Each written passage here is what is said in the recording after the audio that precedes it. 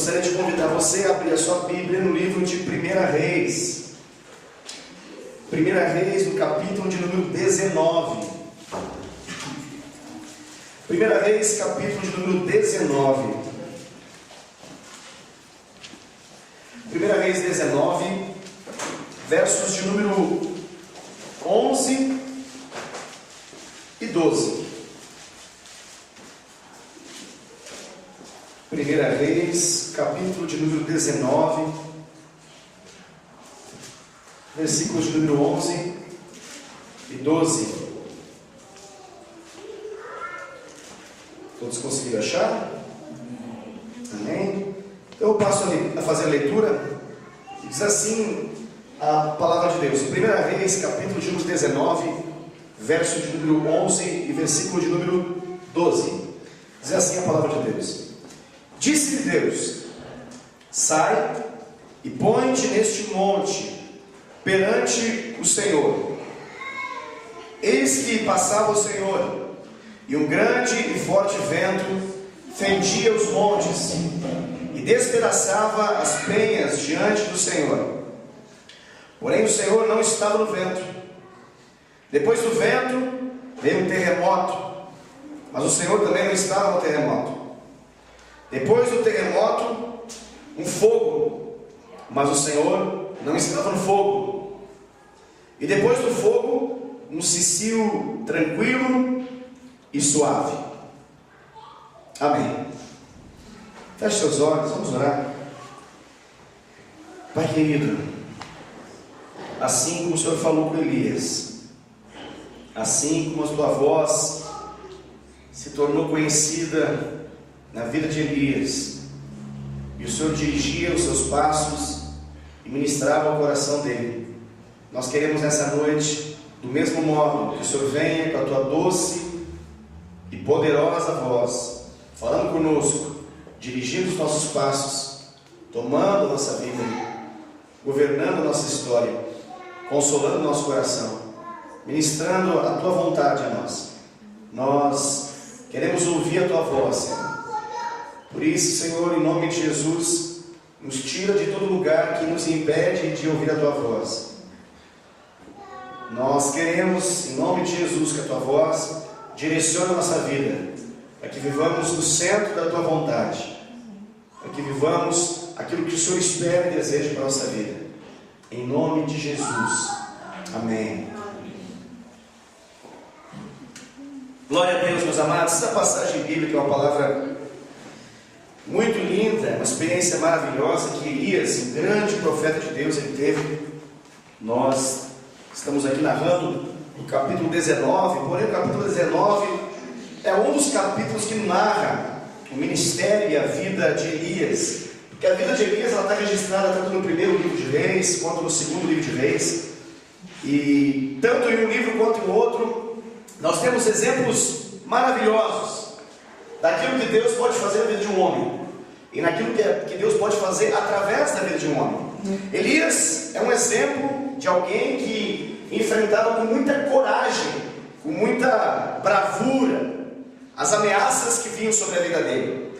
E quando você lê a vida dele, antes desses acontecimentos que estão narrados aqui no capítulo 19, você vai ver um homem muito ousado, um homem muito corajoso, destemido, sem temor, sem medo. E esse homem, ele recebia constantes ameaças dos reis, porém essas ameaças não conseguiam, vamos assim dizer, alcançar êxito contra a vida dele. Ele recebia ameaças de falsos profetas e tantas outras realidades que ameaçavam ele como homem de Deus e como ministro do Senhor, porém nada acontecia, ele era um homem completamente ousado.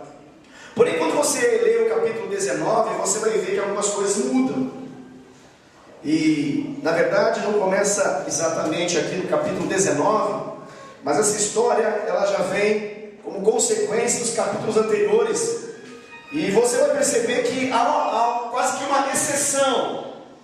Elias era um homem corajoso, ousado, um homem de muita ousadia no Senhor, uma coragem de forma absurda, capaz de confrontar estruturas das trevas, dos mais distintos e mais poderosos níveis. Porém, quando você lê um pouco aquilo que vai gerar o acontecimento que está aqui narrado em 1 Reis, capítulo 19, você vai ver que Elias, ele tem um momento de susto. E nesse susto, ele é surpreendido por uma ameaça que talvez pela primeira vez em sua história foi capaz de deixar ele com muito medo. E o estranho disso tudo é que esse homem enfrentava muitos homens. E enfrentava, na verdade, centenas de homens juntos. Você sabe disso porque, se você conhece o que aconteceu antes, você vai ver que ele enfrentou 850 profetas e teve vitória. Porém, aqui a Bíblia vai falar um pouquinho antes que quando uma rainha, apenas uma rainha sórdida, má, maquiavélica, cheia de uma atuação demoníaca que controlava a vida dela, ela ameaçou então Elias. A Bíblia fala que a reação de Elias foi fugir. E aparentemente é estranho como que alguém que tinha tanta ousadia diante de uma ameaça como essa foge. E a Bíblia fala que ele foge para basicamente salvar a própria vida. E em 1 Reis, capítulo 18, ele tinha acabado de viver 2 grandes acontecimentos na vida dele. 2 grandes vitórias assim, que eu diria impressionantes, coisas assim cinematográficas, coisas que dá para fazer filme, mas um filme bíblico mesmo, baseado em história bíblica, né? Coisa que daria para vender muito ingresso e encher bilheteria, que são os eventos narrados em 1 Reis 18, e basicamente os eventos são esses. Um dos eventos grandiosos que ele teve aqui foi a grande vitória que ele teve sobre os profetas de Baal.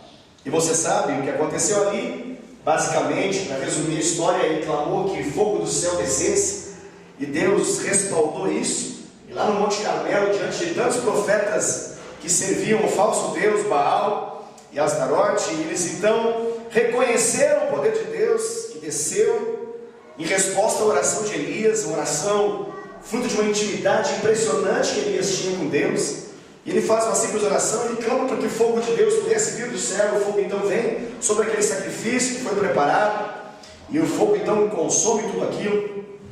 E depois desse acontecimento, ele chega à ousadia, ele decreta então a morte de todos os profetas de Baal, e ali há um extermínio do mal, ali há uma limpeza espiritual.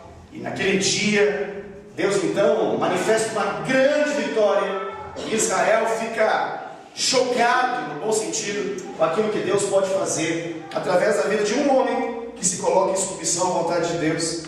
E outro fato que está aqui narrado também em 1 Reis, capítulo 18, foi a resposta que Deus deu a ele com a oração que ele fez. Você sabe que ele tinha orado em relação a não chover, e agora ele faz uma oração e ele clama para que Deus então mande chuva. Tinham passado agora 3 anos e meio, imaginar 3 anos e meio de seca total. A terra estava completamente seca, aguardando os seus ardentes pingos que pudessem cair do céu. E agora Elias, ele clama ao Senhor, e a chuva então vem. E é interessante porque a Bíblia fala que o poder do Senhor era tão grande sobre a vida dele, que ele, depois desse anúncio profético da chuva que viria, ele amarra o manto no cinto, ele dá aquela ajeitada nas calças, e ele então vai na força do Senhor. Ele faz uma maratona, não necessariamente uma maratona, mas ele faz uma corridinha básica de 32 quilômetros à frente de Acabe, e consegue ganhar dos cavalos de Acabe, e ele então chega até Jezreel, demonstrando os mistérios que Deus tinha na vida desse homem, e o ministério que Deus tinha na vida desse homem. Porém, quando a gente chega nesse capítulo seguinte, no capítulo 18, que no caso é o capítulo que a gente leu, o capítulo 19, esse mesmo homem está aqui, mas não parece ser o mesmo homem. Nós estamos num capítulo de diferença. No capítulo 18, esse homem, ele foi usado de uma forma impressionante. Não há outro registro de algumas experiências que Elias teve. Não há outro registro. Elias, diante do Monte Carmelo, ele em Deus manifestou um espetáculo. Foi uma vitória esmagadora de Deus. E a maneira como ele lidou, como ele ministrou a vitória de Deus sobre aquele momento, sobre a nação, foi algo impressionante. Porque literalmente ele debochou na cara do inimigo. Literalmente ele fez pouco caso do poder de Satanás, porque ele conhecia muito do poder de Deus. E ele então clama para que o poder de Deus se manifeste, um clamor simples, fruto de uma intimidade, fruto de alguém que conhece seu Deus.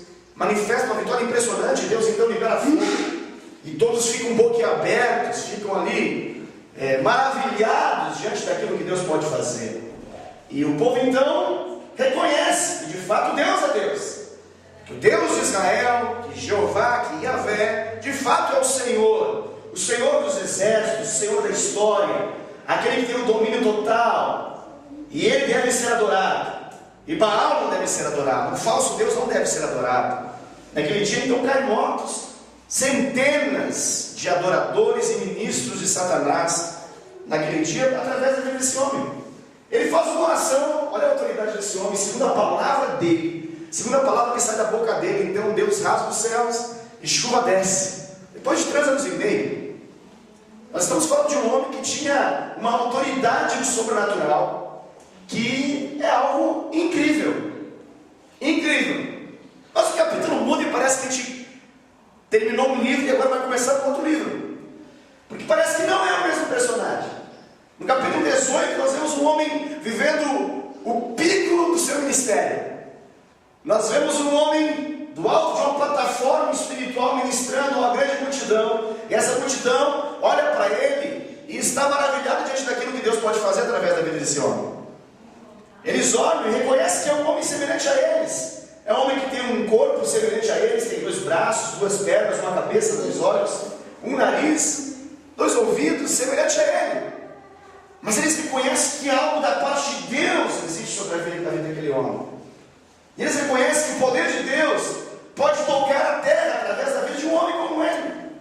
Um homem simples, um homem normal, semelhante a nós.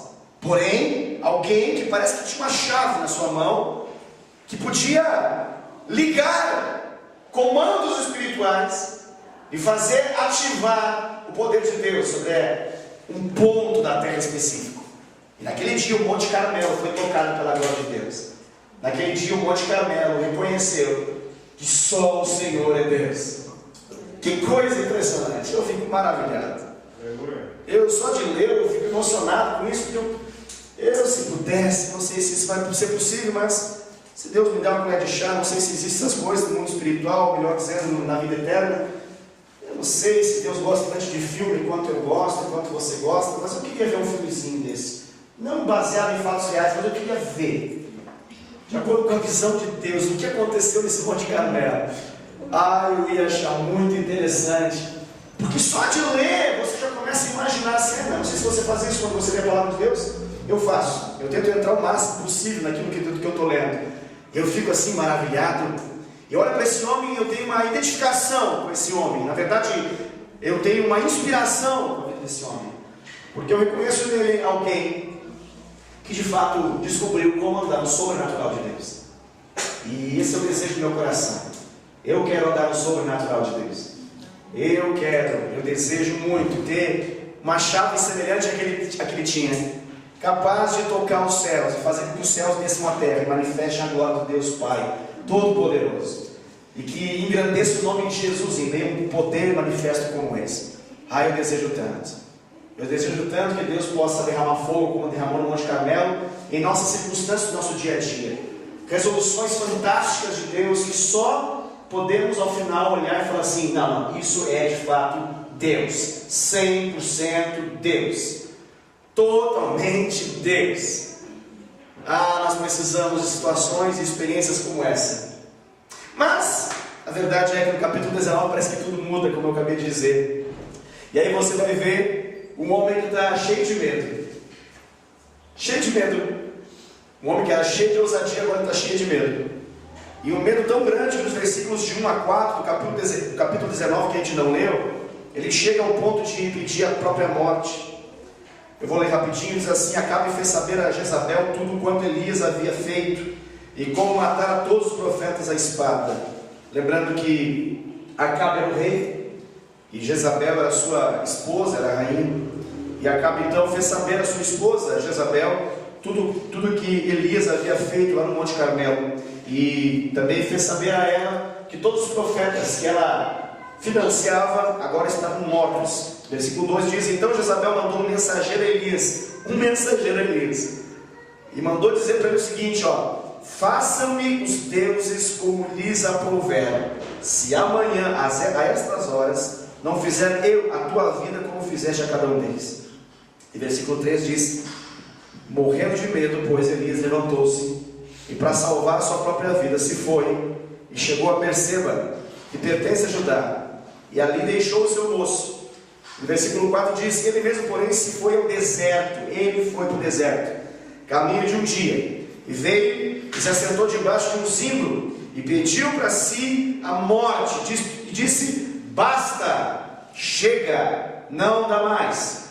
Toma agora, o Senhor, a minha alma, pois não sou melhor do que os meus pais. Impressionante essa oração de Elias. Para mim ela é tão impressionante quanto as orações curtas que ele fez no capítulo 18. E Elias agora, o que está acontecendo aqui? Ele está apavorado por causa de uma mulher. Elias foi usado por Deus para matar centenas de homens, os mais temidos, os mais tenebrosos, os mais casca-grossa, os mais coisa ruim da sua geração. Mas agora uma mulher, uma simples mulherzinha, acaba com a vida do outro. Essa mulher conseguiu uma façanha. Ela conseguiu gerar um medo tão grande, mas tão grande no coração de Elias, que ele desanimou total. Ele largou os bens, ele entregou os tacos, ele resolveu dar cabo no seu ministério. E por que disso? O contexto, para que você possa entender: essa mulher aqui, a Jezabel, ela havia investido muito. Ela pegou do seu dinheiro real, né? Não o real, moeda real, mas o dinheiro real da realeza, claro. Ela pegou o dinheiro lá do palácio e ela financiou aqueles profetas todos. Aqueles profetas, na verdade, eles eram servos da rainha. E o trabalho deles, basicamente, era, através de misticismo, através de espiritualidades estranhas, era divinizar o rei e divinizar ela e perpetuar o reino deles. Então esses profetas endemoniados, eles tinham uma tarefa de promover esse casal. E Jezabel, depois de tanto investir nessa raça e saber que toda essa raça morreu ao fio da espada no Monte Carmelo, ela ficou enfurecida. E agora eu creio que ela deve ter feito rapidamente um cálculo de tudo aquilo que ela gastou com esse povo, e ela não demorou nem 10 segundos, e ela já mandou então um mensageiro rapidamente com a informação de que basicamente era o seguinte: Elias, eu vou te matar. Basicamente era essa informação que Elias recebeu através do mensageiro.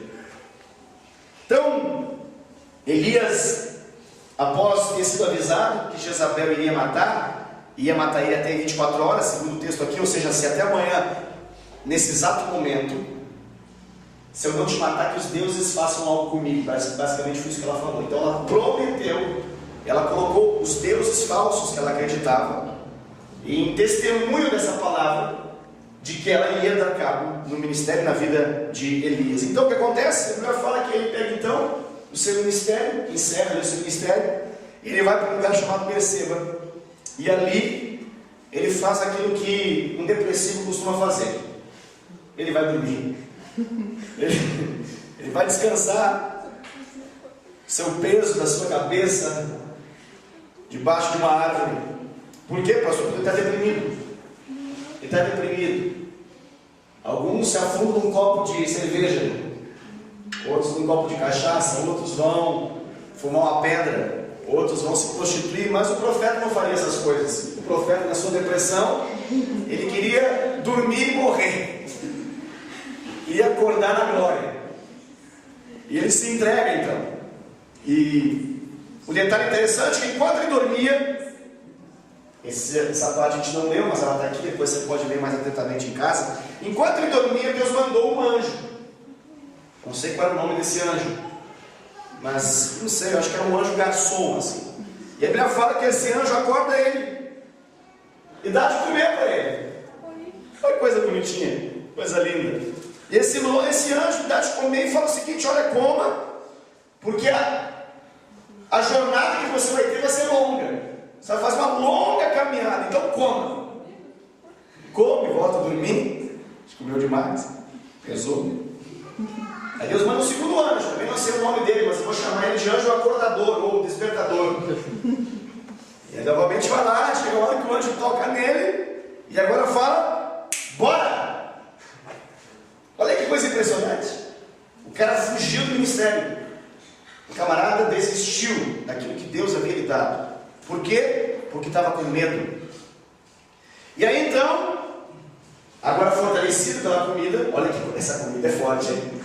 É uma comida que vem de anjo, é uma coisa biblicamente que fortalece muito.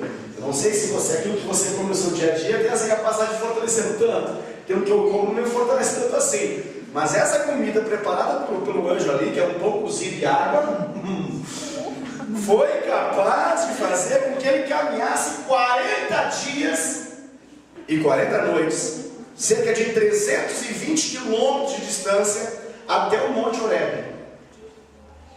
Coisa poderosa, hein? Sem abastecer. Rapaz, e sem abastecer, sem parar no posto pirâmide, sem nada disso. Nesse intervalo de tempo, para se abrigar, ele entra numa caverna. E lá ele passa a noite. E ele está lá na caverna. E aí, enquanto ele está escondido nessa caverna, solitário da vida, aí então ele ouve a voz de Deus. Simples assim. E a voz de Deus confronta ele e pergunta: Elias, o que você está fazendo aí? Elias, o que você está fazendo aqui? E note que a coisa mudou totalmente. O Elias estava acostumado a ouvir a voz de Deus no meio de uma grande multidão. Elias estava acostumado a ouvir a voz de Deus cercado de uma nuvem de testemunhas, que ouviam a sua oração, e por mais que não ouvissem aquilo que Deus falava para Elias, percebiam que Deus falava para Elias pelas grandes manifestações e poderosas manifestações daquilo que Deus fazia através da vida desse homem. Então todos olhavam para Elias e sabiam: Elias era um homem que ouvia a Deus. Mas agora que ele não tem plateia, agora não tem irmãos, agora não tem família, agora não tem um povo, agora não tem espetáculo, agora não tem aplauso, agora não tem fogos, não tem nada disso. Ele está sozinho ali. E o texto ele descreve, na verdade, o quão sutil é esse encontro. E eu estou falando tudo isso para vocês porque, na verdade, eu quero falar dessa sutileza do encontro de Deus contigo e de Deus comigo. Porque esse texto ele mostra que o Senhor, ele não estava, e aí Deus fala escancaradamente, né? Deus ele não estava no vento. Esse vento era tão forte que fendia os montes, despedaçava a pedra, despedaçava a penha, e Deus não estava nisso aí. Detalhe, ele estava acostumado a ver grandes coisas que Deus fazia. Aí a Bíblia fala que depois que passou esse vento, ele estava com a expectativa de poder reconhecer a Deus nisso tudo, nesses efeitos naturais, porque ele estava no fundo da caverna, mas podia perceber o que acontecia fora da caverna. A Bíblia fala então que Deus faz tremer a terra. E nesse tremor de terra, a gente, inclusive aquela caverna, ele percebe que havia um terremoto ali, é o ponto que ia narrado. E a Bíblia fala que apesar do terremoto que houve, placas que chamamos tectônicas embaixo da terra se movimentam e fazem então um abalo sísmico. Mas Deus também não está nisso. E aí então ele continua dentro da caverna. Está tudo acontecendo assim. E diz a Bíblia então que Deus, depois desse terremoto, já que parece que ainda não bastou, muita coisa acontecendo aí, uma ventania, um terremoto, e aí acontece um negócio mais maluco ainda. Diz a Bíblia então que ele olha para fora e tem fogo, tem um incêndio na frente, bem que perto ali daquela caverna. E ele tem um certo ainda nível de discernimento apesar de estar fora do propósito, longe daquilo que Deus queria para ele, ele ainda sabe reconhecer quando Deus está e quando Deus não está, e ele olha para o fogo, ele espera de algum modo que Deus possa manifestar aquele fogo, e a Bíblia fala que Deus também não estava no fogo. Meu Deus! Tenta imaginar para um homem pentecostal como Elias, vem vento,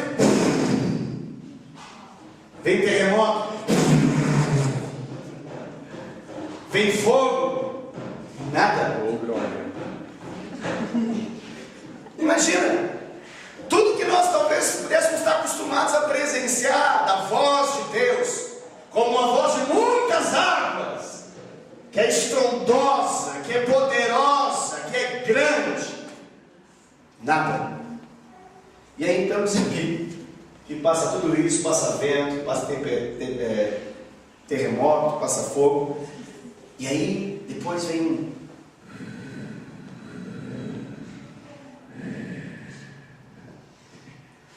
um cicio suave, um sopro,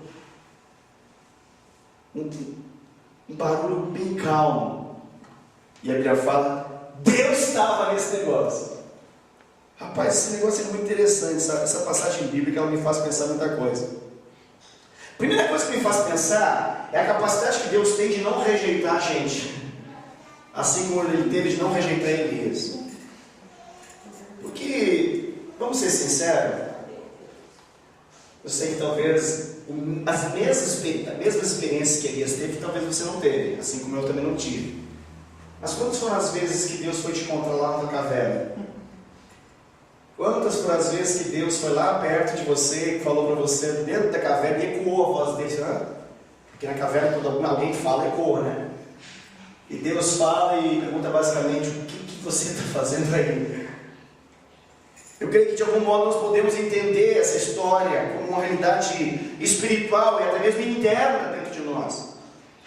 E é muito claro aqui que o Senhor não rejeitou Elias no meio do seu desespero, ele estava desesperado. Era sério o que estava acontecendo no coração de Elias. Elias estava perturbado ao extremo. Ele estava confuso em meio a tudo o que estava acontecendo. Ele não esperava que acontecesse o que aconteceu. Elias tinha uma expectativa de uma vitória que iria ser progressiva. Elias tinha uma expectativa de que aqueles acontecimentos inaugurariam um tempo de avivamento perpétuo, permanente, em meio ao povo de Israel. Isso não aconteceu. Elias imaginava que a partir daquelas experiências de chuva descer do céu, e fogo descer do céu, e do céu tocar a terra, ele imaginava que as coisas todas agora seriam diferentes, mas passa um dia e tudo mudou. E ao invés de mudar para bem, mudou para mal e para ele. A coisa estreitou muito para o lado dele, ao ponto que a palavra não é você vai receber e você vai receber uma coça, a gente vai pegar você e vai dar um pau em você. Não. Uma mulher só fala, ela não fala que vai dar um pau nele. Não, ela vai matar ele. E ele sabe que essa mulher não é brincadeira. Essa mulher, ela não está blefando. Ela não faz aquela blefada para ver o que vai dar, para ver qual que vai ser a reação daquele que ouve. Não, ele sabe que essa mulher, ela tem sangue no olho. Ela tem uma malignidade dentro dela. Ele sabe que essa mulher é possuída por Satanás. Ele sabe que essa mulher é uma mulher endemoniada o suficiente para poder de fato vir com toda a força das trevas sobre a vida dele. Mas eu creio que até mesmo isso não assusta tanto o coração de Elias quanto uma decepção com o resultado esperado. E aí então ele se fecha no mundo dele, né? Ele se fecha dentro dele mesmo. E aí ele de algum modo, a Bíblia fala assim que ele começa a tentar entender Deus através das manifestações em meio à natureza. Está acostumado? Imagina alguém que faz assim, fogo do céu, uma estrela, cai fogo na terra. Esse era o ministério de Elias. Alguém que tinha a capacidade de ordenar céus tocando terra. Segundo a minha palavra não vai chover. Era assim que acontecia. Segundo a minha palavra volta a chover. Então chovia. Esse era o cara. Está acostumado a lidar com as mudanças da natureza em função do seu ministério. Ele está esperando. Ele está esperando o comando de Deus Porque agora vem coisas sobrenaturais, mas estão ali na frente dele de forma bem visível e natural. Então eu imagino que de algum modo ele está esperando que a natureza ali se movimente, mostrando a direção de Deus. E não vem. E você percebe que Elias ele não dá nem um passo enquanto ele não ouve e não percebe a atuação de Deus no meio de tudo aquilo. Porque depois que a Bíblia fala que ele reconhece a voz de Deus no cicio suave, nós voltamos a ver o Elias. Agora volta o Elias. A Bíblia fala então que Elias envolve o seu rosto no manto, porque reconhece nessa brisa suave a voz de Deus, que havia lhe provido alimento, que havia lhe provido água, que havia lhe provido força, e que havia agora acalmado o coração dele. Ele reconhece de um modo distinto que Deus está falando com ele. E eu acho isso fascinante, porque Elias, ele já viu grandes coisas, mas em nenhuma dessas coisas que estavam ali na frente dele, ele envolveu o rosto dele no manto. E esse envolver o rosto dele no manto é um sinônimo de reconhecimento da autoridade do Senhor, é um sinônimo de reconhecer que Deus está presente. Esse envolver no manto é se render diante da glória do Senhor, e ele percebe que não havia glória de Deus em meio àqueles eventos naturais. Mas quando a voz de Deus se manifestou, e quando a presença do Senhor chegou, em meio ao cicio suave, essa presença do Senhor trouxe respostas para ele, e trouxe aquilo que ele precisava. E aí então ele reconheceu o Espírito Santo de Deus ali falando com ele. E eu creio que o Espírito Santo de Deus, assim como falou com Elias, eu creio que ele também quer se mostrar, e ele quer falar conosco e nos fazer entender que, assim como esse evento na nossa vida é muito mais comum e é muito mais usado por Deus, essa forma de falar com a gente, do que às vezes nós imaginamos. E por nós não reconhecermos muito a voz de Deus no cicio suave, na brisa suave, às vezes nós ficamos frustrados porque a nossa expectativa está no fogo, no terremoto, no vento forte. E quando a gente vê o vento forte, quando a gente vê o fogo, quando a gente vê o terremoto, e ainda assim as respostas que o nosso coração precisa nós não temos, isso gera frustração. Mas graças a Deus Elias, ele tinha já uma intimidade com Deus suficiente para poder entender que Deus estava falando com ele. E a grande pergunta que eu creio que fica para nós, acho que é a pergunta das perguntas, né? A pergunta mais importante é: como que nós podemos reconhecer a voz do Senhor que fala conosco?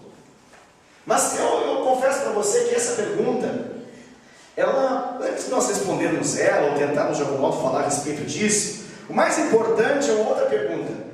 E a outra pergunta é: você obedece aquilo que você ouve de Deus, ou você abafa essa voz que fala com você por causa de expectativa de que ela seja diferente daquilo que você está ouvindo? Porque essa eu creio que é a grande questão que está em jogo aqui. Eu acho que é justamente por isso que tem esses detalhes de terremoto, fogo, vento, e depois uma coisa que parece que não está ali. Não, no cicio suave não está. E é justamente ali que estava. Deus está falando por meio desse cicio suave. Eu creio que é o carinho de Deus, né? E eu creio que Deus está falando o seguinte: olha, sinta essa brisa, experimente essa brisa, desfrute dessa brisa, e compreenda através de tudo isso, dessa sensação do teu corpo, que eu estou contigo e não abro, de que eu te amo, e de que o meu amor sobre você é infalível. Mesmo quando algumas coisas parecem não ter dado certo, o meu amor sobre a sua vida é infalível. E o meu amor nunca frustra. E se você reconhecer e se entregar ao meu amor, você não vai ficar frustrado. E o que acontece? O que acontece é que depois de todo esse evento, a Bíblia deixa muito claro que Elias, então, ele sente a presença de Deus, e sente a presença do amor de Deus. Ele sente, então, a infinita bondade de Deus com ele. Porque ele sabe que ele está afastado do caminho. Ele sabe que o medo tomou conta do coração dele. Ele sabe que uma certa decepção toma conta do coração dele. Ele está lá longe. E aí então, ele percebendo isso tudo, ele vai abrir, vai baixar a guarda e vai se render. E eu acho legal porque Deus fala com ele no meio de uma grande tribulação. Isso é garantia de que Deus fala com você e comigo no meio de uma grande tribulação. Deus fala com Elias no meio de uma grande perseguição. Isso é uma garantia de que Deus também pode, a semelhança de Elias, falar conosco também no meio de uma grande perseguição. Porque assim como Elias, ele estava passando por uma tribulação e por uma perseguição, isso também vai acontecer, mais cedo ou mais tarde, se já não aconteceu, e mesmo que já tenha acontecido, pode acontecer mais vezes. Vai haver momentos que você vai viver uma tribulação, em que as coisas vão ficar agitadas para o seu lado, estreitas para você, o medo vai bater na sua porta, vai tentar entrar, e vai tentar retirar o amor de Deus, e a revelação e a compreensão do amor de Deus no seu coração. Talvez a perseguição vai vir contra você.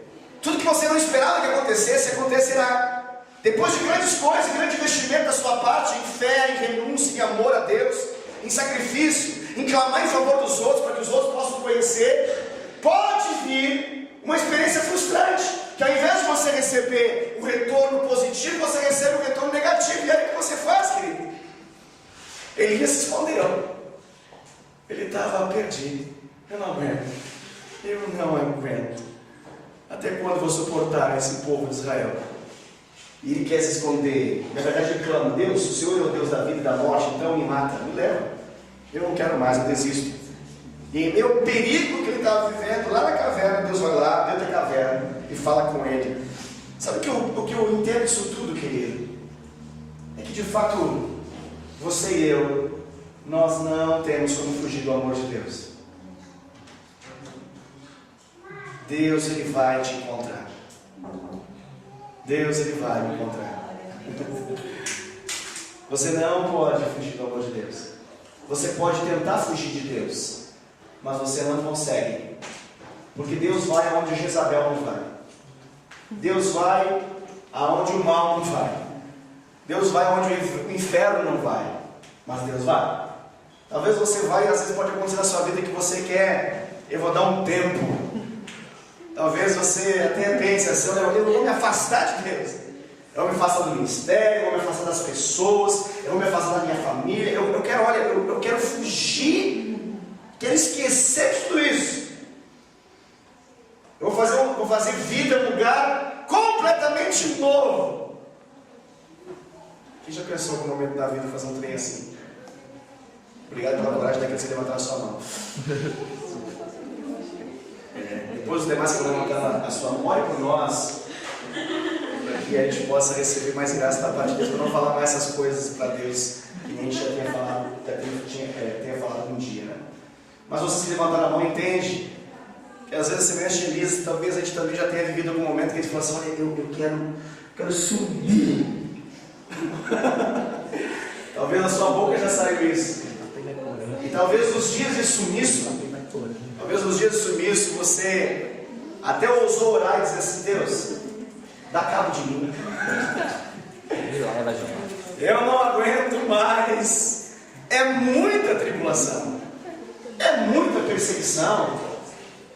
Parece que eu apertei o botão do inferno ao invés de apertar o botão do céu. O inferno se manifesta com tanta força sobre mim. Eu achava que o céu ia tocar a terra de novo, e não tocou. Parece que eu toquei o botão errado sem querer, e agora, uau, hostes infernais vieram sobre a minha vida. Essa é a realidade do que ele está vivendo. Agora, tenta entender um pouquinho, porque se você não entender isso, talvez você não entenda a mensagem. Por que alguém vai para a caverna? Simples, porque quer fugir. Muito simples. Mas o que pode ser uma caverna? Ali é literal, né? É meio estranho se você agora largar tudo e ir para uma caverna literal. Vai ser até um pouquinho difícil de achar. Vai demorar talvez para você achar um. Mas nós temos outras cavernas. Nós achamos outras cavernas. O que essa caverna é? Nitidamente, claramente, a caverna é um lugar de refúgio. A caverna é um lugar que ela está sempre numa rota de fuga. Quando você foge do propósito de Deus, você vai na expectativa de achar uma caverna. E detalhe, caverna não está, ela não está distante desse deserto que a gente vai. Porque ali a Bíblia fala que Elias foi para o deserto. E lá no deserto ele acha uma caverna. Tem cavernas no deserto, querido. E parece que tem gente que gosta tanto do deserto que faz da caverna a sua casa permanente. Mas deserto na Bíblia, apesar de ser um tempo de refinar, de tratar, de aprimorar, de retirar o que é mal, deserto na Bíblia não é o nosso destino final. Deserto na Bíblia é lugar de tratar, mas a gente é tratado para poder depois ir para o serviço. Porque o objetivo da nossa vida é servir. Amém? Porque você sabe que o servo ele serve para poder servir. E o servo que não serve para poder servir, não serve para nada. Esse é o objetivo da vida de Elias, esse é o objetivo da sua vida, da minha vida. Mas algumas coisas em nossa vida às vezes acontecem que nos lançam numa rota de fuga. E às vezes a fuga nem é muito distante, sabe? É aquela fuga tipo criança, sabe? Eu vou fugir de casa. Aí pega, faz um mochilinho, bota em cima das costas, anda 2 quadras e volta. Parece que vai fazer agora uma aventura, vai virar um filme. A criança que fugiu de casa, 2 quadras. Assim, teu pai deixa, pode ir. Fica olhando ali na porta assim, né? Chega a ser engraçado. Eu sei que ninguém fez essas coisas, né, Sandra? Nunca ninguém fez esse negócio. Mas aquela fuga assim, não fugir muito longe, é só para fazer chamar atenção. Aquela coisa assim, olha pra mim. É? Mas isso aqui é mais séria. Ela é um olha pra mim também, mas ela é mais séria, porque ele foi longe. Ele não deu 2 quadras, ele foi longe. Ele se aplicou, ele estava realmente decidido. O coração dele estava fechado. E aí o que acontece? O que acontece é que Deus vai lá. Mas eu creio que esse lugar que eu estou mencionando, como caverna, basicamente é aquele lugar que a gente vai para poder de algum modo permitir com que a nossa alma tenha algum pouco de prazer e que a gente saia do serviço que nos foi proposto e nos dê o luxo de viver um pouco de ócio. Eu sei que a frase é muito grande, talvez você não tenha entendido, mas eu vou ajudar. Obrigado. Por exemplo, o que pode ser uma caverna no nosso tempo? Sabe aquele momento que você olha a televisão, você fica na televisão e você já nem sabe exatamente o que está passando, você está com o olho lá. E às vezes alguém te pergunta, o que você está vendo? Eu nem sei o que eu estou vendo. Por que a gente faz esse negócio? Porque a gente quer entrar num mundo paralelo. Vou chamar isso de caverna do Elias aqui. Sabe aquele momento que você até pode ter um objetivo inicial no computador, assim, mas chega um momento que já não tem mais razão para quem está ali. Mas parece que você não quer sair dali e viver a vida real. É mais fácil viver a vida online do que viver a vida offline, mas a vida real. A gente fica naquele negócio assim, tipo, a gente sabe que é uma grande ilusão, mas dá uma sensação de realidade mudada e perfeita, e que pode ser mudada a um clique. Mas parece que a gente dá 1000 cliques e ainda assim não muda.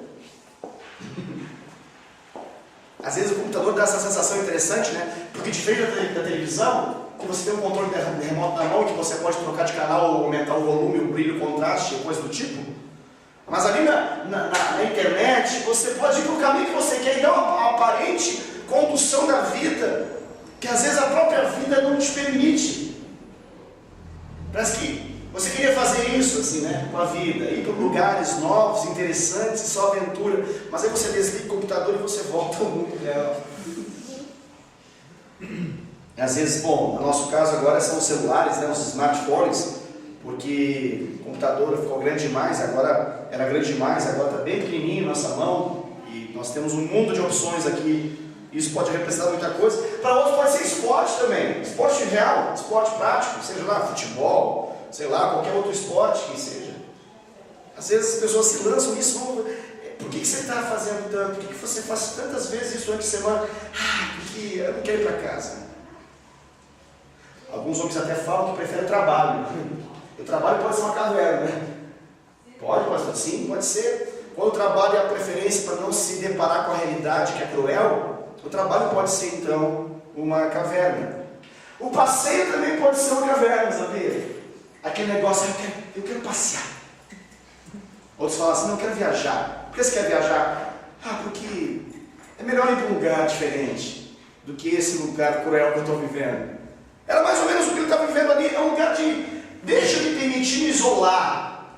Deixa eu dar um tempo para mim mesmo e viver um pouco de ócio. Deixa eu me dar o luxo de viver a minha alma. Deixar a minha alma se alimentar de alguma emoção. Mesmo que eu sei que isso não é a vontade de Deus, mas me deixa aqui. E o tenso disso tudo, querido, que se muito tempo você fica nesse trem, que diz o mineiro, isso gera uma depressão. Porque uma das razões da depressão é a falta de sentido naquilo que se faz. E quando você fica muito tempo na televisão, dá uma sensação de falta de sentido. Quando você fica muito tempo numa tecnologia dessas novas, depois de 3, 4 horas de interrupção sem parar, você fala assim, meu Deus, o que eu estou fazendo com a minha vida? Isso começa a deprimir você. Puxa, eu sei que eu não deveria estar fazendo isso, mas por que eu estou fazendo? Era mais ou menos essa a realidade. Eu estou tentando fazer paralelos com aquilo que pode ser para a nossa vida hoje, que estava no coração de Elias lá. Agora, entenda uma coisa, assim como nós não precisamos ter a mesma experiência de tribulação e perseguição que Elias teve, para que a gente possa ir para uma caverna, nós também não precisamos passar pela mesma experiência de Elias e entrar numa caverna para poder sentir o amor de Deus e para poder sentir a presença de Deus. Por que eu estou falando isso? Porque eu entendo que essas realidades aqui, elas são muito mais do nosso próprio coração. Então, não são às vezes necessariamente coisas assim tão físicas, mas são coisas da nossa alma, são coisas do nosso interior, do nosso cotidiano, do nosso dia a dia. Pastor, o que é esse cicio suave, esse nome estranho aí na Bíblia? Bom, essa expressão, ela pode ser melhor entendida como um sussurro. Sabe aquele? É um sussurro suave. Sabe aquela voz baixinha que você fala para alguém, próximo de alguém? É essa a ideia. É um som brando, um som suave. A ideia aqui é como se fosse a vibração de ramos. Sabe aquele barulho suave de ramos, de árvores, de galhos que se movimentam? É essa ideia aqui que está por trás. São sussurros de palavras em tom baixo. Eu sei que pode parecer estranho, mas Deus ele também fala baixo.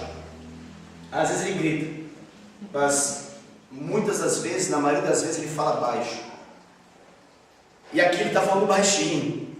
E essas expressões aqui, elas falam basicamente o seguinte: olha, Elias estava acostumado a ouvir Deus em decibéis extremados.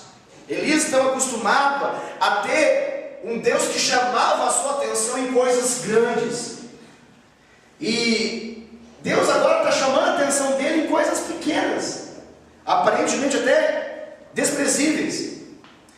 E o que eu quero dizer com isso tudo é que, por que isso não estava chamando tanta atenção de Elias? Porque parece que demorou a Deus chegar nessa história. Porque Deus parece que teve que colocar outras coisas que não eram, para só depois colocar o que era. Porque a semelhança de Elias, eu creio que infelizmente é fácil para a gente também perceber, e na verdade melhor não perceber e não dar atenção para a palavra suave de Deus. Nós damos atenção para palavras explosivas de Deus. E nós dizemos, Deus falou comigo, quando Deus fala de forma assim, explosiva, como uma bomba que explode, estoura. Então, por exemplo, se você vai num encontro, aí então Deus fala com você. Você vai numa grande reunião, aí Deus fala com você. Você vai na igreja, tem uma grande conferência, um grande congresso, aí Deus fala com você. Você vai diante de um líder renomado, aí Deus fala com você. Você tem uma experiência assim, cinematográfica, gigante, grandiosa, Deus fala com você. Basicamente, a gente está acostumado a ouvir a voz de Deus e dizer que Deus falou conosco quando o falar de Deus na nossa vida é notório e público. Ou seja, quando tem uma manifestação muito poderosa. Se um profeta chegar para você e falar, Deus me disse algo sobre a sua vida, aquilo marca a gente, fala, Deus falou comigo. Você fala assim, assim diz o Senhor, marca mais. Você fala, assim diz o Senhor, marca mais, é o mês que veio. Está entendendo? Porque são coisas grandiosas, são coisas que nos impressionam. Mas o desafio da nossa vida é entender o modo como Deus mais fala. E Deus não fala tão alto, tanto quanto fala baixo. Deus ele não fala tanto no vento e no fogo e no terremoto quanto fala no sussurro suave. E esse é o desafio da vida.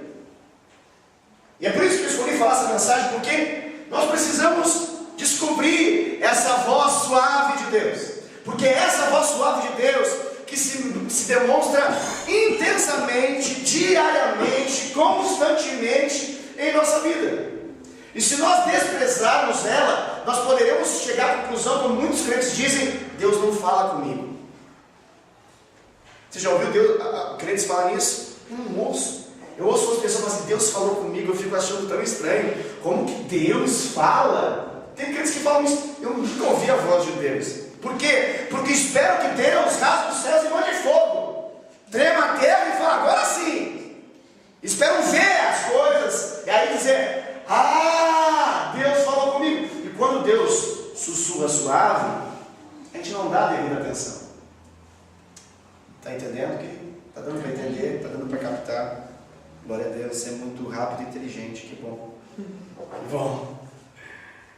Pastor, você acredita que Deus não fala nos outros? Claro que fala, não me entenda mal. Olha, eu tenho inúmeras palavras da parte de Deus que Deus me deu em meio a pulo, grito e lágrimas, choro e ranho. Muitas. Eu tenho muito mover de Deus na minha vida que foi assim, jogado no chão, babando, chorando. Bênção de Deus. Eu tenho palavras de Deus agarrada em profeta e ele fala retumbando palavras da parte de Deus sobre a minha vida. É muito marcante, mas vamos ser sinceros. Isso aconteceu, dá para contar umas 10 a 15 vezes na minha vida. Se eu fosse depender só dessas 10 ou 15 vezes da minha vida para poder dizer que eu ouço a Deus, eu seria um crente muito miserável. Porque eu só teria ao longo de toda essa minha história ouvido 10 a 15 vezes Deus na minha vida. E todas as demais 10 vezes que Deus falou comigo, eu não ouvi, porque Ele não falou do modo como eu estava esperando que Ele falasse, em meio ao pulo, grito, lágrimas e soco no ar. Por isso, queridos, o desafio da vida é ouvir a Deus. O desafio da sua vida é sintonizar no canal divino e ouvi-lo diariamente. Diariamente. E essa voz suave, no Antigo Testamento, ela soava de fora para dentro. Mas no Novo Testamento, ela soa aqui dentro. Dentro. E o legal é que às vezes a gente entra umas cavernas internas, e é lá dentro que Deus fala, lá na caverna. Aí você ouve Deus: o que você está fazendo aí? Legal. Eu acho tão interessante, porque quando Deus fala para a gente, a semelhança de Elias, a gente tem um negócio chamado, que é muito ruim, eu vou dizer que é demoníaco isso, que é um negócio chamado autopiedade. Porque quando Deus fala com Elias, qual que é a resposta de Elias? Ele fala para Deus: ah, Deus, eu estou sozinho. Deus, ninguém em Israel quer te adorar. Mataram, calaram os profetas. Só eu fiquei aqui. A gente tenta convencer a Deus de que nós somos bonzinhos. E eu acho interessante porque a nossa expectativa em fazer isso é a mesma expectativa que um filho tem de chamar a atenção do pai por essa quase que chantagem emocional de dizer para o pai: pai, me ama porque eu sou bom. E o pai não ama o filho porque o filho é bom. O pai ama o filho porque o filho é filho. É estranho esse negócio de ser pai, né? Seu filho pode fazer um monte de coisa, até mesmo estranho para os outros, e os outros falam assim: por que você não arrebenta ele? Eu não, porque é o meu filho. Porque há um vínculo, um amor no coração do pai em relação ao filho, que impede o pai de querer destruir o filho, de querer o mal para o filho. A disciplina que o pai aplica no filho é uma disciplina não para destruição, mas sim para redenção, para restauração, baseada no amor, porque o pai ama o filho pode tirar nota 10, o pai ama. O filho pode tirar nota 0, o pai ama. Porque o pai é o pai do filho. Simples assim. Mas o filho, que às vezes não entende, é um pouco inseguro em relação ao amor do pai, às vezes até entender demora um pouco isso, né? E às vezes a gente tenta justificar para Deus, Deus, mas eu sou o único que faça a coisa certa, olha para todos os demais irmãos meus te abandonaram, todos os outros maninhos, olha, eles fazem um monte de coisa lá, eles colam na escola, eles ficam com as meninas, eles fazem um monte de coisa, eu estou aqui fiel a ti. Olha esse negócio, né? Antigo, Jesus citou essa parábola do filho que fica perto do pai, poder dizer para o pai que é bom, lá no Novo Testamento. Aqui temos um profeta do Senhor falando isso. Basicamente ele vai falar com Deus e fala assim, eu estou aqui, Senhor, porque eu não entendo por que as coisas não são melhores para mim. Eu sou fiel, eu tenho uma vida ilibada, eu procuro fazer a tua vontade. Todo mundo faz bobagem com a sua vida, fica caindo aí num monte de coisa, e eu não caio. E olha o que o Senhor reserva para mim. Quando eu achei que o negócio ia ficar bom, o Senhor me lança essa miserável, essa Jezabel no meu ouvido, falando que vai me matar. Quando eu achei que agora eu assumi novos postos, em níveis espirituais de comando no mundo físico, agora eu estou aqui na caverna porque não deu certo, Senhor.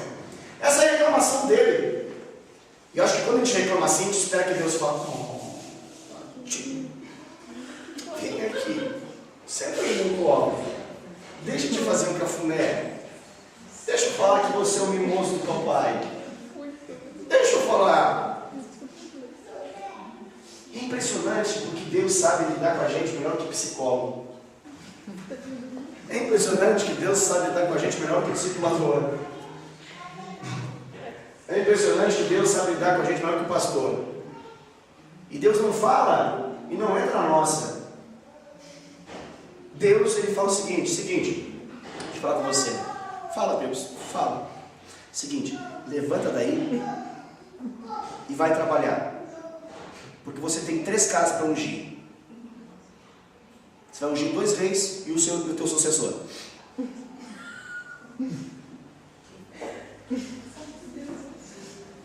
Não dá para tirar umas férias só para ouvir esse negócio de Deus. Rapaz, não é bom ouvir esse negócio de Deus.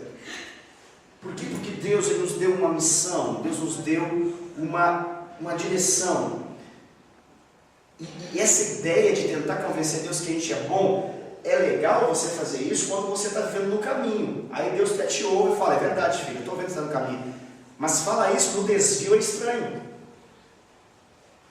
Tem um monte de gente que fala e se desvia, e lá de fora fala, eu estou aqui porque eu quero chamar a atenção de Deus, vou arrebentar minha vida para ver se Ele me ama mesmo.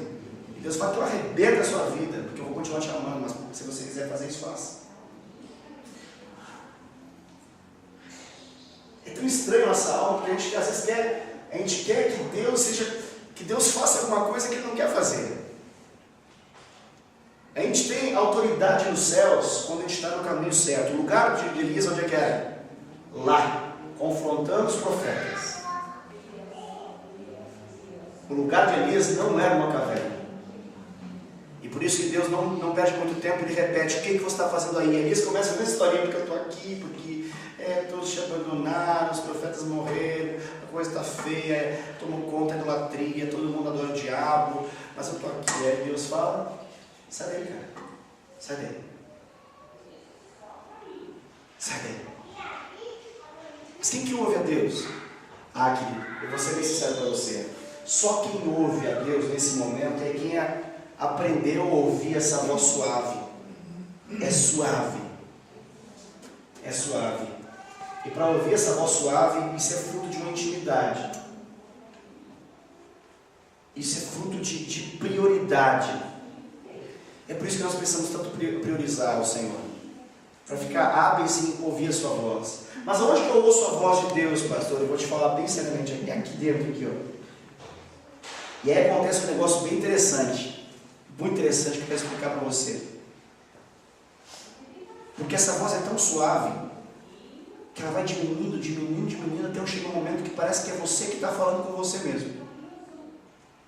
Mas não é você que está falando com você mesmo. É a voz suave de Deus que está falando dentro de você. E aí que alguns crentes se confundem. E crente confuso é o que mais existe, né? Porque eles não conseguem discernir quando o diabo fala e sugestiona a eles a falar na primeira pessoa. E também não conseguem discernir quando Deus fala algo Então a ideia é, será que não é na minha cabeça esse negócio? Meu Deus, meu Deus, o que está acontecendo? O que eu estou falando? Querido, muitas são as vezes que Deus está falando. Às vezes por falta de habilidade de reconhecer essa voz, a gente fica um pouco, será que não sou eu que estou inventando esse negócio? Quem já teve algum momento assim de achar que está inventando um negócio? Já teve? Eu já tive também, fica tranquilo. Assim como o diabo fala, Deus também fala.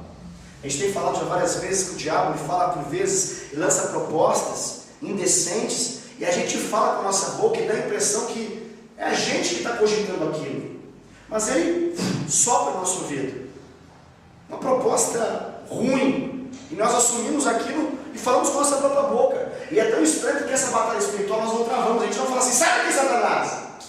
Porque não é assim, Wesley, faça tal coisa. É eu pensando, acho que eu vou arrebentar com a minha vida. Ai, não. Como que eu pensei isso?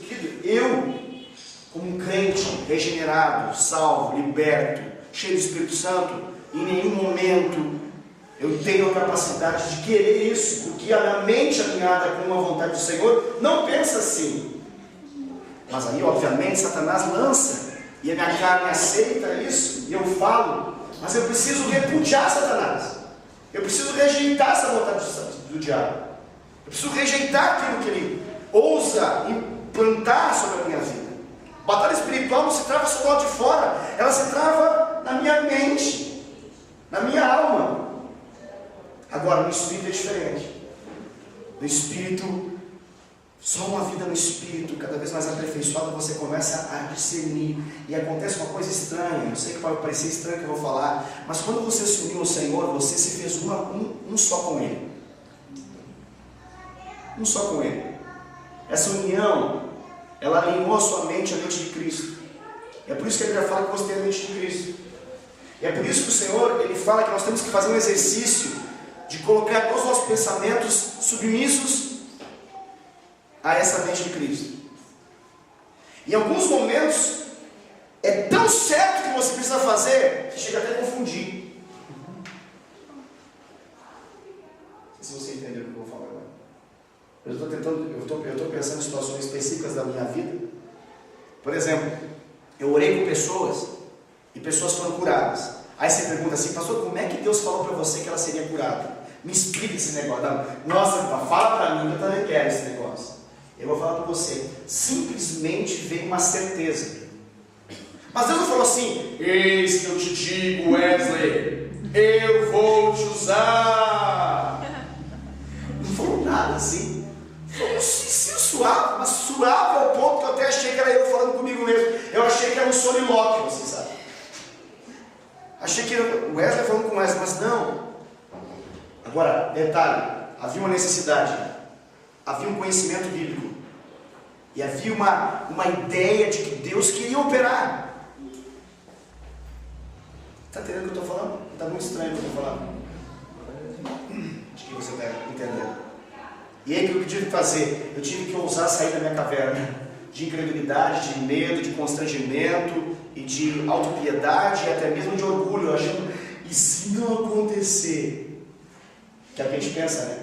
O que vão pensar de mim se eu tentar fazer algum tipo de ministração que não foi Deus? Mistérios esse negócio, né?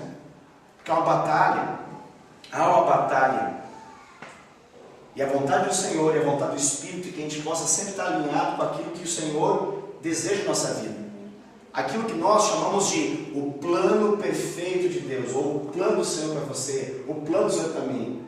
Elias, ele mudou a rota. No livro original de Deus, a Bíblia fala que Deus, ele conhece todos os nossos dias. Quando nenhum dia ainda havia, Deus já tinha todos eles escritos no seu livro. A Bíblia fala que tem o livro da salvação, o livro que contém o nosso nome, o nome daqueles que serão salvos, mas existe o livro da nossa própria história.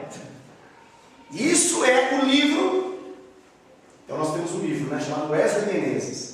Nesse livro há todos os detalhes da vontade de Deus para a minha vida.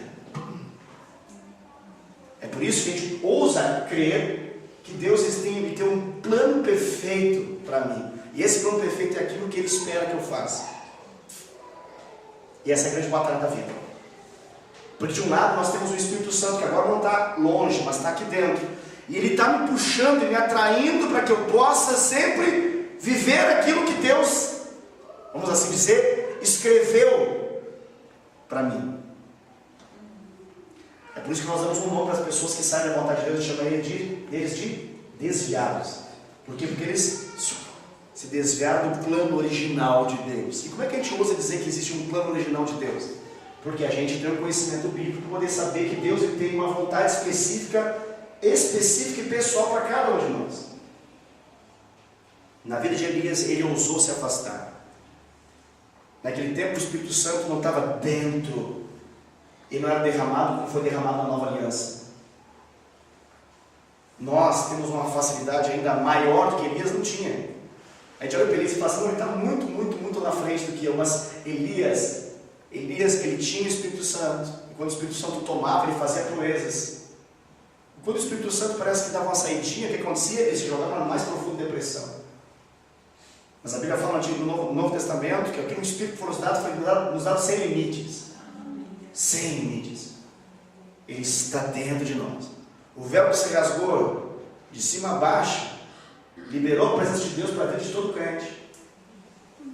Você sabe que no Antigo Testamento o Espírito Santo estava sobre a vida de alguns em função de algum evento específico.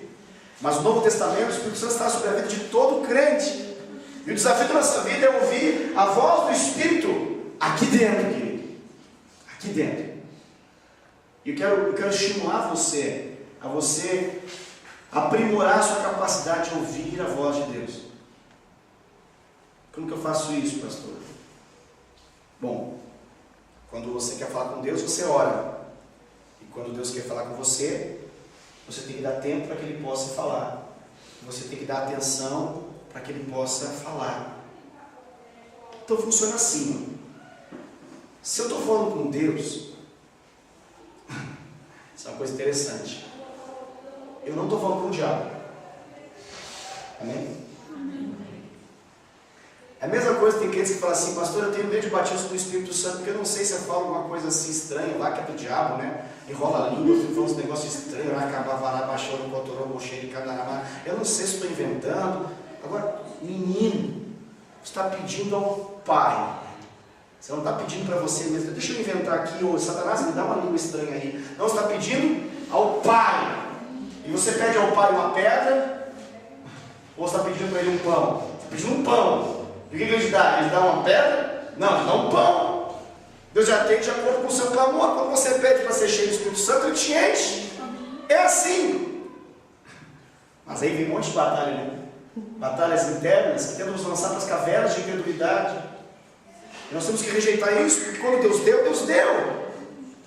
Como é que você sabe que você é salvo?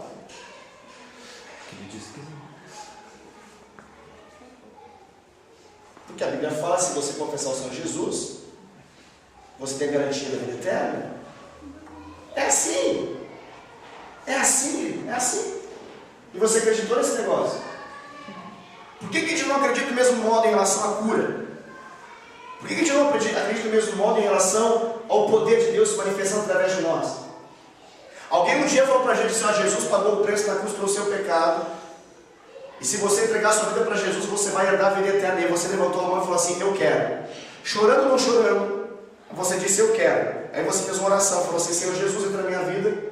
E agora a partir de hoje você é o meu Senhor. E a pessoa falou para você, ó, agora você pode ter a certeza de salvação. E aí você, como um bom crente, você passou a ter certeza de salvação. Olha que coisa maravilhosa. Por quê? Porque você ouviu a voz de Deus. Você já ouviu em algum momento a voz de Deus? Com certeza você já ouviu a voz de Deus. E essa mesma voz de Deus que salva, é a mesma voz de Deus que liberta, é a mesma voz de Deus que cura, é a mesma voz de Deus que batiza o Espírito Santo, é a mesma voz de Deus que realiza proezas, é a mesma voz de Deus que resolve problemas na sua vida, é a mesma voz de Deus que faz você achar coisas que você perde. Já teve evento assim na sua vida? Meu Deus, onde é que está, meu Deus, onde é que está, meu Deus? Aí, do nada, não sei, onde que vem? Do nada, pastor. Do nada, me vem uma imagem assim, já sei onde está. Eu acho que é a minha mente. Esse é o problema.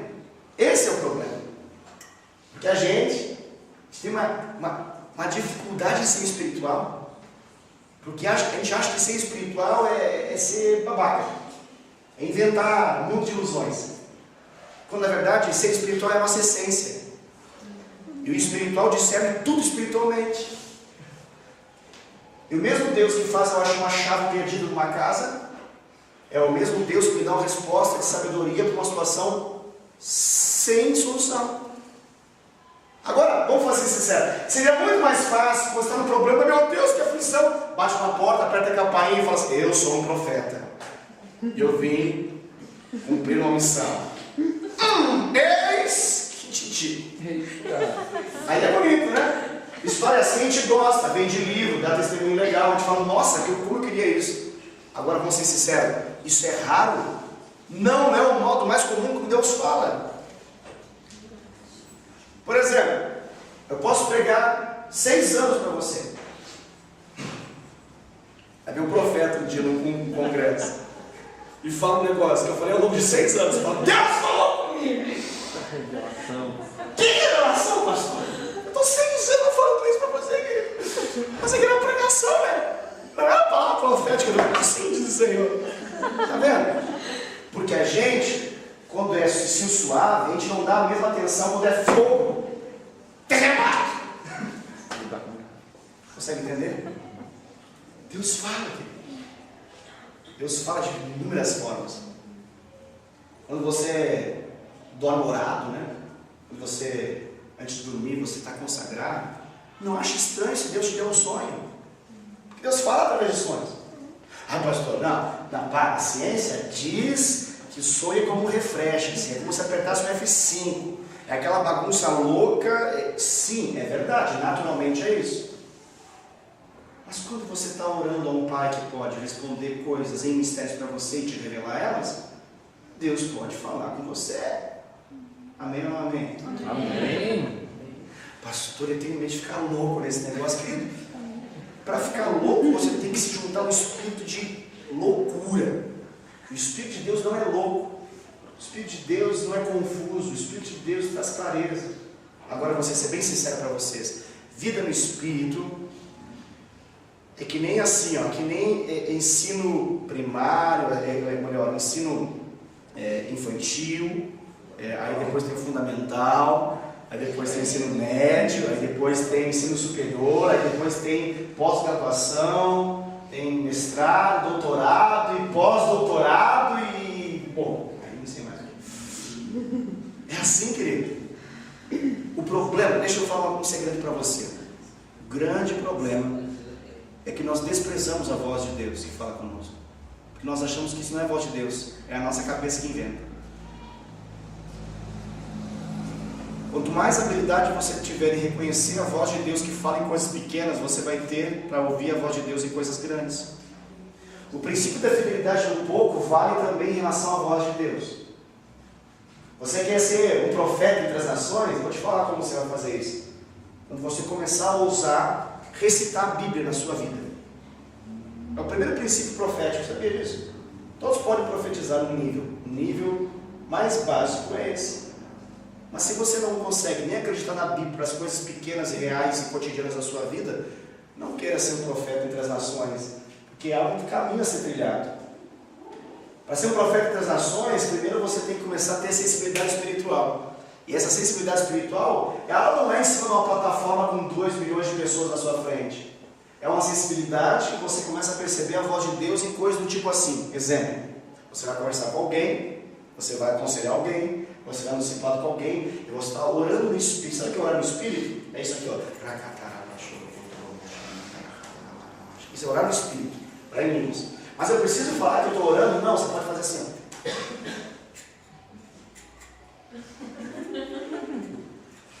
Para que eu tenho que fazer isso? Para ativar. Quando você quer olhar a televisão, o que você faz? Você vai lá e aperta o botãozinho do controle chamado ON, né? Você tem que apertar o ON aqui, ó. Entendeu? Simples assim. Mas Deus pode falar sem orar em línguas? Também pode, porque Deus é sobrenatural e Ele faz estripulias. Mas você precisa entender o modo operantes básico bíblico. Por que a gente ora no Espírito? Para edificar a nossa vida. E essa edificação nos prepara para poder receber revelações da parte de Deus. Aí acontece um negócio estranho. Vou te falar como é que funciona. Acontece um negócio estranho. Você está falando coisas naturais, coisas que você faria para qualquer pessoa, coisas que você daria de qualquer conselho para um amigo, para uma pessoa legal. Você está sendo gente boa, bacana, sorridente, simpático. E aí vem um tum! Nossa, que estranho, mas... Aí no começo a gente pode ir por esse caminho, não tem problema não. Você pode falar justamente essas palavras assim, eu não sei por que eu estou falando isso, mas eu tenho que te falar. Esse é o caminho básico. Se você já começou a falar esse negócio, é porque você começou a ouvir a Deus. Assim, é uma sensação absurda de que você precisa falar algo. Você sabe que não é uma invenção da sua cabeça. E às vezes acontecem umas coisas sem sentido, tipo assim, desculpa te interromper, mas o que uma blusa verde tem a ver com você? Aí começa uma choradeira. Isso já é um outro nível. Para ter blusa verde na história, começa por coisas mais gerais até se tornar mais específico. É assim. Já viu profetas novos que começam a profetizar? Eles não falam RG, CPF. Eles não falam fator sanguíneo. Eles falam coisas mais genéricas. De tanto ouvir o Senhor, de tanto ouvir o Senhor, de tanto acreditar naquilo que Deus está falando, vai afunilando e chega um momento, querido, que vem RG, CPF, vem tudo. Aí você fica, meu Deus, assim, esse é o seu destino em Deus, querido. Esse é o seu destino em Deus. Amém? Amém. Muito louco esse culto, pastor. Muito doido. Estou com um monte de problemas, você não quer me ajudar como resolver? Querido, eu não sou Deus. Deus é Deus, Ele mora dentro de você, na pessoa do Espírito Santo. O segredo, né? O segredo está dentro de você. A chave que abre as vitórias mais maravilhosas, espetaculares na sua vida, elas estão dentro de você, mas eu vou ser sincero, nós temos uma dificuldade com esse negócio de dar vazão a Deus. A gente dá vazão à carne, a gente dá vazão a um monte de coisa, mas para Deus é difícil dar vazão. Né? Por exemplo, não que eu queira, assim, aprofundar essa pergunta, mas como é que está o nosso relógio de oração?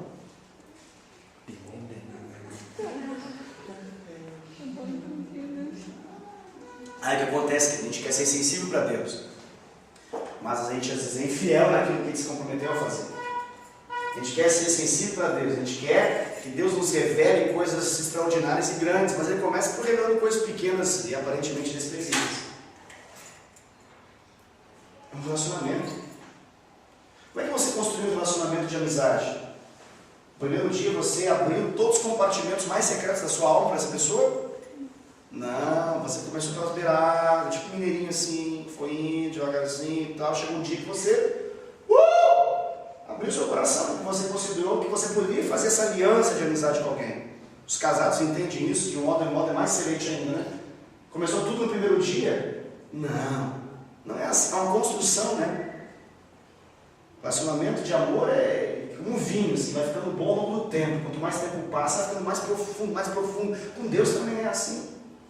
Com Deus também é assim.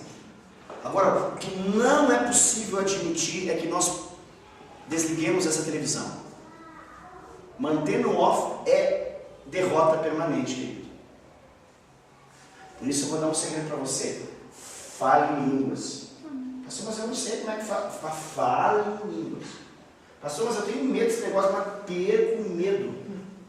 Mas o que você tem que fazer? Vai para o teu quarto, desliga tudo e fala assim, Deus, eu quero ser cheio do teu Espírito Santo. E eu não estou falando com a pomba gira, eu não estou falando com o Exu Caveira, eu não estou inventando nada, eu estou falando contigo. Os crentes ficam apavorados assim, será que eu pedi um negócio, será que não vai vir outro? Não, que Deus não vai dar algo mal para você, querido. Mas o que esse trem de falar em línguas é tão importante assim?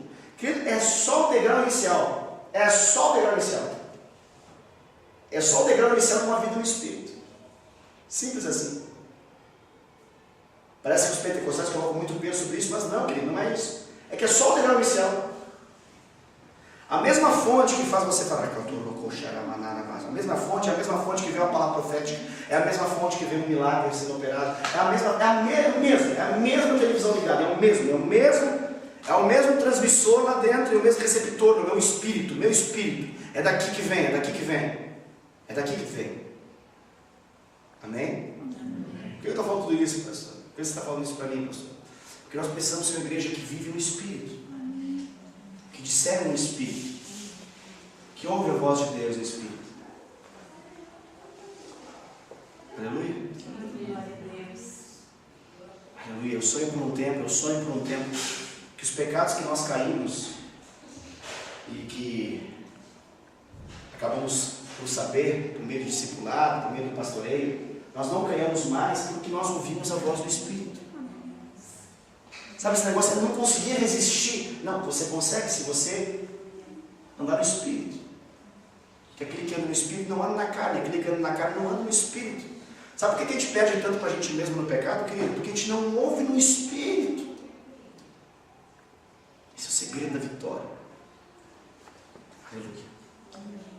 Peço mil perdões por ter exagerado no tempo, mas eu queria repartir isso ao seu coração. Porque é essa voz de Deus. Até uma criança pode ouvir a voz de Deus.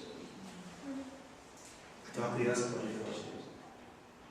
Não há limitação, não é só o pastor que ouve a voz de Deus. Todo crente em Cristo Jesus pode ouvir a voz de Deus. Todo aquele que tem o Espírito Santo de Deus na sua vida, ou seja, quem foi salvo em Cristo, pode ouvir a voz de Deus. Você precisa ouvir a voz de Deus. Ouça a voz de Deus. Ouça a voz de Deus. Não se impressione simplesmente pelo fogo, o terremoto ou o vento. Deus pode estar no fogo, pode estar no vento, pode estar no terremoto. Mas o modo mais comum dele falar com o crente é uma voz, uma testificação interna. É um testemunho interior. É um testemunho interior. É aquele negócio que os outros querem explicação, mas você não sabe dar. Você só explica assim. Eu não sei explicar, mas eu sei que essa é a vontade de Deus. Por exemplo, não está na Bíblia aqui com quem que você vai casar. Não está? Deixa eu procurar aqui. Heresias 2:5 fala que a Angélica vai casar com... Não fala. Quantos Angélica? Quem que vai revelar isso? Espírito Santo de Deus. A Jéssica, quem está aqui? Tá. Agora deixa eu fazer uma pergunta para vocês. Vou dar um exemplo, é claro. Deus tem alguém? Deus tem? Tem ou não tem? Tem. Sim. Deus quer de nós.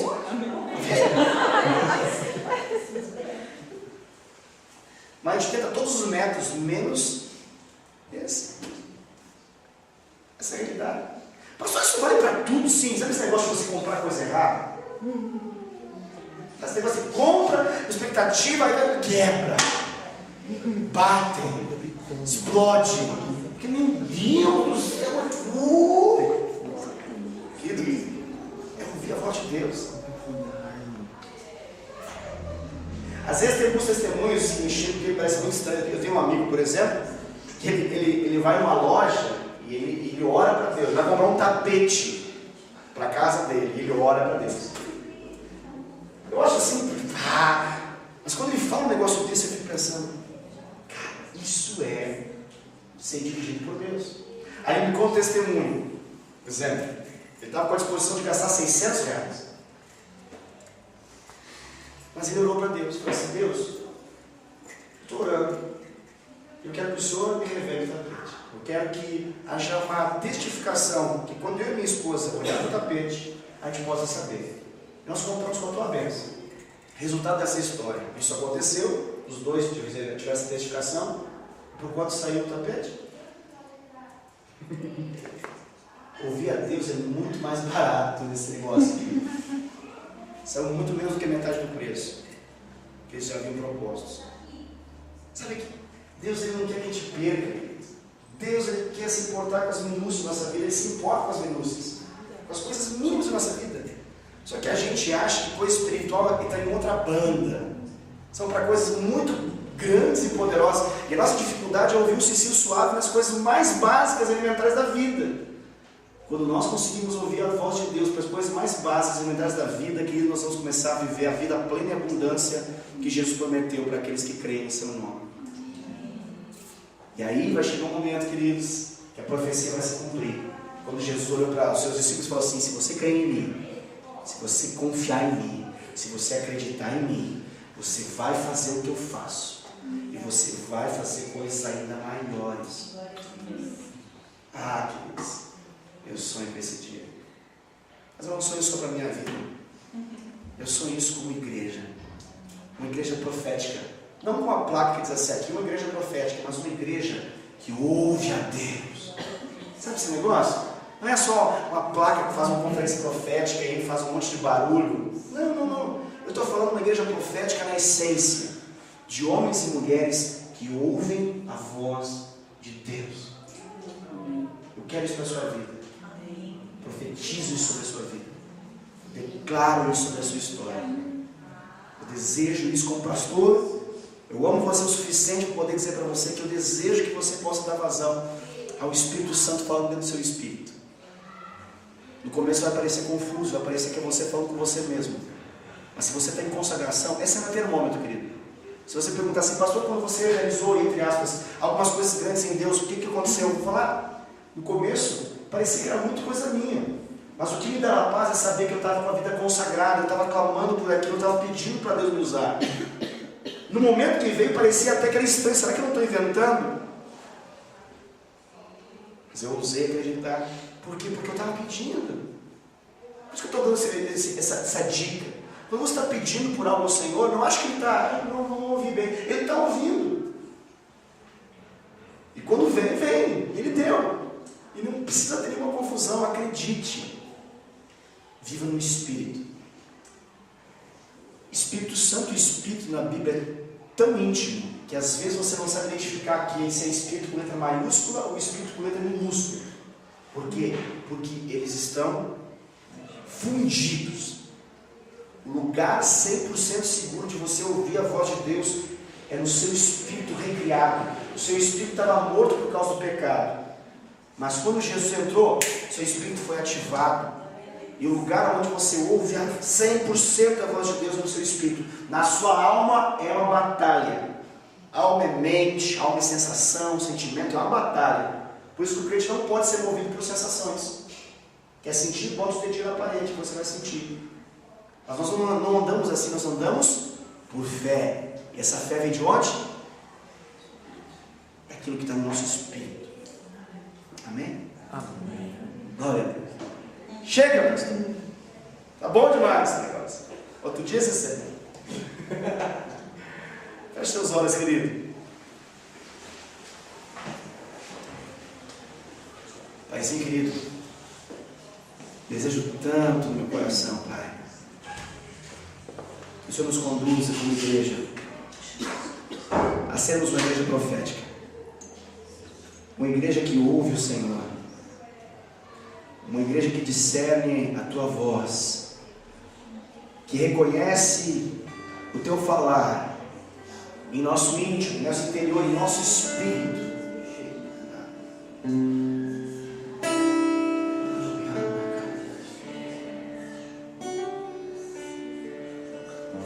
Senhor Deus, nós,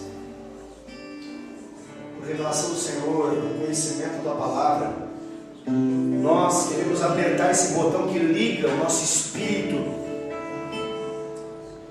que liga essa televisão, que liga e aciona esse canal de comunicação permanente com o Teu Espírito Santo.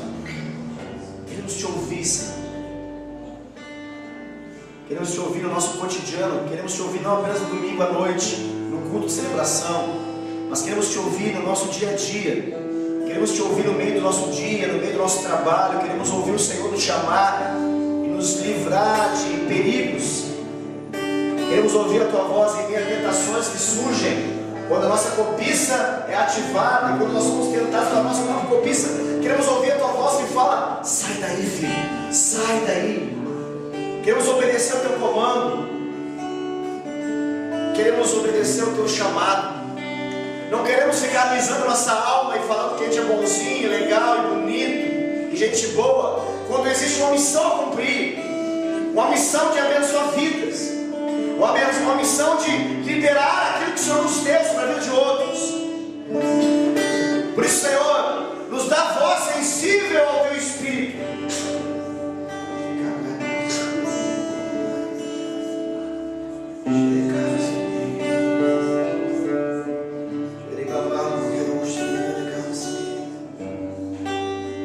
Senhor, batiza no Teu Espírito Santo os amados irmãos nessa noite que ainda não tiveram essa experiência, Senhor. Eu clamo, Senhor, libera isso, Senhor, para que eles possam falar no Espírito contigo, para que eles possam ter uma linguagem sobrenatural de oração, para que eles possam começar a cavalcar e a começar a se aprofundar nessa vida do Espírito. Senhor, eles precisam disso. O Senhor não concedeu línguas, Senhor, apenas para alguns, porque línguas, no contexto da Tua palavra, é um modo de nós progredirmos, nos edificarmos. Tua palavra fala que aquele que fala em línguas edifica a si mesmo. E o Senhor não dá isso apenas para alguns, para que alguns sejam mais edificados e outros que não têm, para que eles não sejam edificados. O Senhor libera sobre todos. Por isso que a palavra fala, Senhor Deus, que esses sinais acompanhariam aqueles que creem, e em meu nome falariam em novas línguas. E essas línguas não são línguas conhecidas pelas faculdades dos homens, mas são línguas liberadas pelos céus.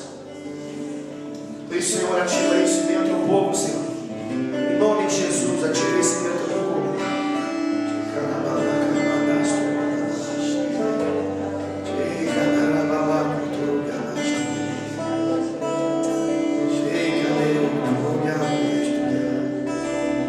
Mais em Ti, Senhor.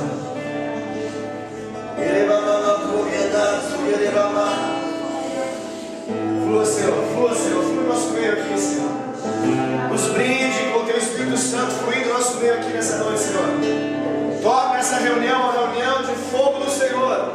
Não o fogo físico que Elias viu e não presenciou, Senhor, mas esse fogo de Pentecostes, esse fogo que ativa o Teu sobrenatural, esse fogo que nos toca, que incendeia o nosso coração por Ti, esse fogo que libera vida, que libera avivamento. Aviva, Senhor, o nosso Espírito, Senhor. Mais em Ti, Senhor, mais em Ti, Senhor, mais em Ti. Nós precisamos tanto ouvir a Tua voz. Tem tantos problemas à nossa volta, em nossas casas, em nosso trabalho, em nossa vida, em nossa empresa, que não serão solucionados se nós não ouvirmos a Tua voz. Por favor, Senhor, ativa, Senhor.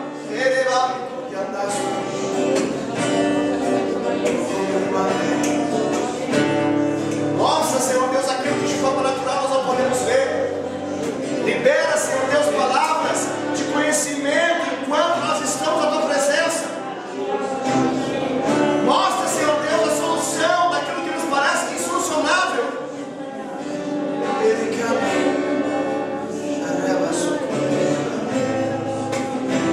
O Senhor é o Deus que nos mostra o tapete a comprar. O Senhor é o Deus que nos mostra o cônjuge que o Senhor quer nos dar. O Senhor é o Deus que nos mostra coisas específicas, porque Tu és um Deus pessoal. És um Deus real e pessoal. A Tua palavra tem todos os princípios que nós possamos seguir, mas é apenas uma caminhada de intimidade contigo que nós vamos descobrir a Tua vontade nas coisas específicas do nosso cotidiano. Por isso nós precisamos saber qual que é o trabalho que nós precisamos ter, qual que é a profissão que nós precisamos seguir, qual que é a faculdade que nós precisamos fazer, quais são os passos que nós precisamos dar, com quem que nós devemos e com quem que nós não devemos nos relacionar, com quem que nós precisamos fazer pactos, com quem que nós precisamos fazer alianças, com quem que nós precisamos vender ou não vender. O Senhor tem todas as respostas, Senhor, todas elas, mas nós não queremos quebrar a cara, nós não queremos bater, Senhor Deus, contra muros. Nós queremos que o caminho do Senhor seja o nosso caminho. Senhor, arranca, Pai, arranca cada um que está na sua caverna pessoal.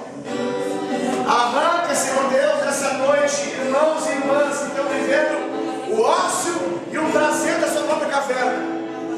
Tira, irmãos, da frente da televisão. Tira, irmãos, Senhor Deus, da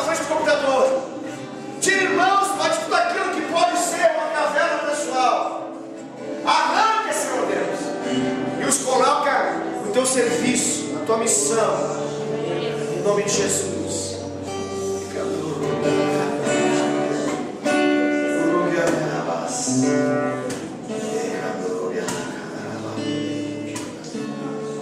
Aleluia. Aleluia.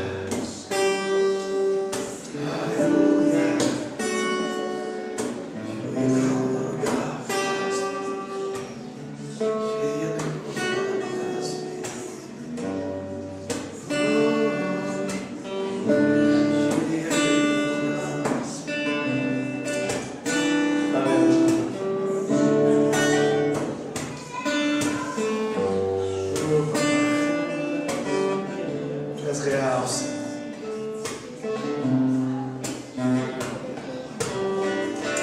Obrigado, Senhor. Obrigado por essa palavra, Senhor. Obrigado por essa noite. Obrigado por esse culto, Senhor. Te damos graças. Queremos crescer, Senhor Deus, no conhecimento do Senhor. Queremos crescer, Senhor. Em nome de Jesus. Abençoa as nossas vidas agora na volta das nossas casas, para nos proteger e nos guarde. Nos dê sensibilidade para o Senhor.